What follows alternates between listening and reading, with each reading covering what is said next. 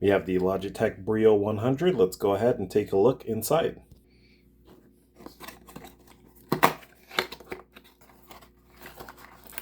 All right, got the packaging open here. Let's first take this out.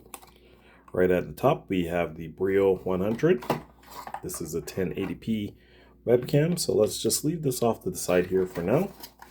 And let's see what else comes in the packaging. Let's take this out right here. Okay, that is pretty much it. So we just got the webcam and the information sheet right here. Just some general information here about the Logitech Brio 100. Put that off to the side. Let's take a look at the webcam now. Simple plug in and play for USB-A. Looks like this is a privacy latch of some sorts. Yep, there we go.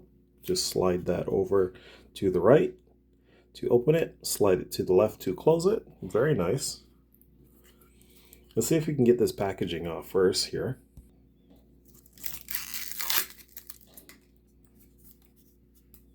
Simple stand here, goes right against the monitor.